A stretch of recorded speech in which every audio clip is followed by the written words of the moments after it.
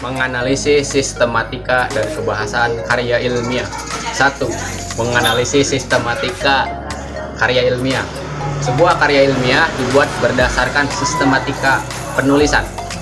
A. Pengertian. Ada berbagai definisi tentang karya ilmiah sebagai berikut. 1. Dalam buku yang ditulis Dr. Andes Totok Djuroto dan Dr. Andes Bambang Supriyadi disebutkan bahwa karya ilmiah merupakan serangkaian kegiatan penulisan berdasarkan hasil penelitian yang sistematis berdasar pada metode ilmiah untuk mendapatkan jawaban secara ilmiah terhadap permasalahan yang muncul sebelumnya. 2. Menurut Broto Wijoyo, karya ilmiah karangan ilmu pengetahuan yang menyajikan fakta dan ditulis menurut metodologi penulisan yang baik dan benar. B. Ruang lingkup. Ruang lingkup sistematika karya ilmiah terbagi atas 3 hal, yaitu bagian pembuka, isi, dan penutup. Berikut ini ialah penjelasan bagian-bagian pembuka karya ilmiah. A. Judul karya ilmiah. Judul merupakan kepala karangan yang akan ditulis. Judul bisa dibuat atau diambil dari topik yang sudah ditentukan sebelumnya. Judul dikatakan baik apabila isinya berkaitan dengan topik dan biasanya pendek, yakni sekitar 10 hingga 15 kata. B. Abstrak. Abstrak merupakan singkatan dari keseluruhan isi dokumen disajikan secara singkat dan akurat. Dalam abstrak, biasanya sudah terkandung isi murni dari pembahasan yang ada dalam dokumen. C. Lembar persetujuan. Lembar persetujuan merupakan lembaran yang berisi pernyataan atau persetujuan dari pihak terkait mengenai sah atau tidaknya laporan yang dibuat oleh seorang penulis. E. Daftar isi. Daftar isi berfungsi untuk mempermudah pembaca dan memberikan struktur karya tulis. Daftar isi juga merupakan urutan sekumpulan bab dalam sebuah karya tulis yang berfungsi untuk mempermudah pembaca dan memberikan struktur karya tulis yang jelas. F. Daftar pustaka. Daftar pustaka merupakan daftar yang berisi semua buku atau tulisan ilmiah yang menjadi rujukan dalam melakukan penelitian. G. Daftar tabel. Karangan ilmiah yang lengkap selain menganalisis dengan saksama juga mencantumkan tabel yang merupakan gambaran analisis data dalam kurung bila diperlukan. H. Bab 1 pendahuluan.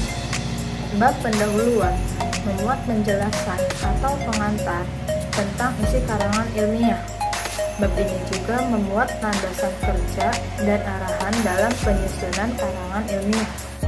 Bab pendahuluan dibagi menjadi beberapa, di antaranya 1. Latar belakang masalah.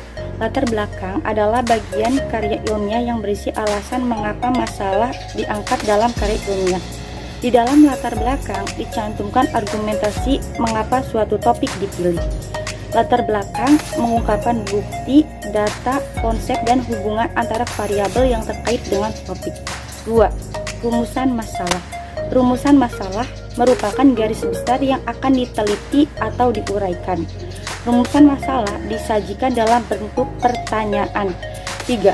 Tujuan dan manfaat penelitian. Tujuan penelitian merupakan sasaran yang akan dicari atau dihasilkan dalam penelitian ini harus sejalan dengan rumusan masalah. Sedangkan manfaat merupakan manfaat yang akan dicapai baik secara teoretis maupun praktis. Teoritis dan metodologi penulis. 1. Kerangka karangan. Kerangka karangan berisikan prinsip-prinsip teori dari para ahli yang dijadikan dasar untuk menganalisis data. 2. Metodologi penelitian. Metodologi penelitian adalah ilmu yang dipakai untuk mencari tahu akan menemukan sesuatu yang bermakna secara berulang-ulang. Bab 3. Pembahasan. Judul harus sesuai dengan tema penelitian atau pembahasan. 1. Deskripsi kasus. 2. Analisis kasus. K. Bab 4 kesimpulan dan syarat. Bab 4 terbagi menjadi 2. Yang pertama daftar pustaka, yang kedua lampiran laporan.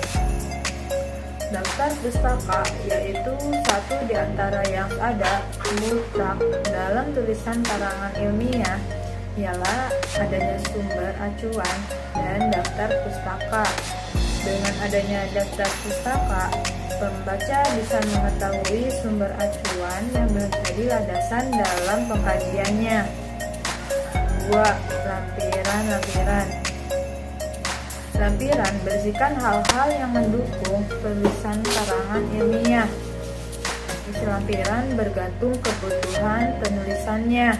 Misalnya, acuan wawancara, angket, surat izin penelitian, dan data penelitiannya. Bab penutup atau bagian akhir meliputi dua bagian, yaitu simpulan dan saran. A. Simpulan. Simpulan ini ialah bentuk singkat dari uraian yang dibahas pada bab analisis data. Simpulan ini pun merupakan jawaban atas pembatasan masalah dan tujuan penelitian. B. Saran. Saran merupakan informasi untuk ditindaklanjuti oleh pembaca bila akan mengadakan penelitian lanjutan. 2. Menganalisis kebahasaan karya ilmiah yang dibaca. Penggunaan bahasa yang digunakan dalam karya ilmiah antara lain bahasa baku yang tercermin dari pilihan kata atau istilah dan kalimat-kalimat yang efektif dengan struktur yang baku. Syarat kebahasaan karya ilmiah antara lain sebagai berikut. A. Baku. Struktur bahasa yang digunakan sesuai dengan kaidah bahasa Indonesia, yaitu baku, baik mengenai struktur kalimat maupun kata. Demikian juga pemilihan kata atau istilah dan penulisan sesuai dengan kaidah ejaan. B. Logis. Ide atau pesan yang disampaikan melalui bahasa Indonesia ragam ilmiah dapat diterima akal. C. Komutatif. Keterangan yang dikemukakan dalam tulis. D. Tepat.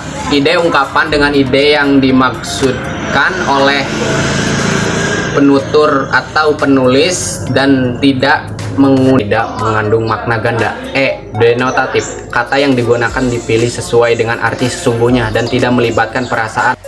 F. Konotatif. Makna konotasi merupakan makna yang telah mengalami perubahan. G. Ringkas.